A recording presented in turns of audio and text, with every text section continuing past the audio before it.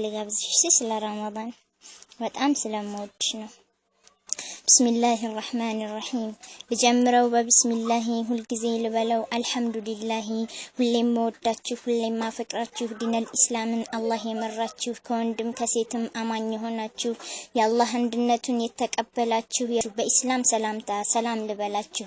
አሰላሙ አለይኩም እንደምን አላችሁ? ታሪክ፣ ስነ ጽሁፍ፣ ሳይንስ በሙሉ ምንጩ ቁርአን ነው። ስልጣኔ ሁሉ አላህ በቁርአኑ ብሎ እንደገለጻት ማስታወስ ክብደቷን በእጅጉ ሲያብራራት እንዲህ ሲል አወሳት በምዕራፍ ዛሪያት ወዘኪር ፈኢነ ዚክረ ተንፈኡል ሙእሚኒን አስታውሱ ማስታወስ ይጠቅማል ሙእሚንን። ዛሬ በዚህ መድረክ የማሳስባችሁ ስለ እንግዳው ጉዳይ ጥቂት ልበላችሁ። እስኪ ላነሳሳው ትልቁን እንግዳ የሚያዋድደውን ዘመድን ከባዳ በዚህ ትልቅ ወር ላይ ይብዛበት ዒባዳ ወደ ተውበት መተን ከወንጀል እንጽዳ ኸይራትን በማብዛት እንፈልግ ምንዳ ሙስሊሞች አንድነን እንዳንከዳዳ ምቀኛ ቢበዛ በኢስላም ላይ ሆነን አንነጣጠልም ሙስሊሞች አንድነን ምስጋና እናብዛ ለሆነው ገፋር ላደረሰን ጌታ ለረመዳን ወር በተከበረ ወር አላህ በሚያዝንበት የፍጥኝ ሰይጣን በሚታሰርበት ስምንቱም ጀነት በር በሚከፈትበት የጀሃነም በሮች በሚዘጉበት ወቅት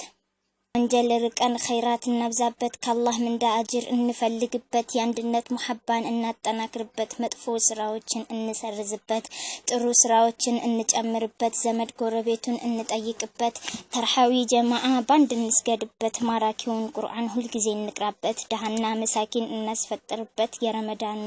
የረመዳን ወር ነው ሀብታሙ ከድሃው እኩል የሆነበት የተጣላ ሁሉ የሚታረቅበት አደራ ሳያልፈን እንጠቀምበትን አቅርበን ውሸትን በማውራት እውነትን ደብቀን ክብሩን እያጎደፍን ወንድምን እየናቅ ምላስና ጆሮን እንደ ልብ ለቀን ምግብና ውሃ ትተን 30 ቀን ቀልድና ዛዛታን እያዘበራረቅን ክስ እንዳይመጣብን የምርማሬው ቀን ጾምን እንጹመው ደንቡንም ጠብቀን አለ የጀነት በር ረያን የሚባል አሁን ሳያልፈን አደራ እንባባል በአግባቡ የጾመ በበሩ ይገባል። ለማንም መቼ ሆን የጨለማ ቤቱ አላህ ያከብ በሰፊ ረህመቱ እስኪ ማን ነው ከኛ አላህን ያፈራ ከፈጣሪው ጋራ ለብቻ ያወራ ፊቶች ሲጨልሙ የሱ የሚያበራ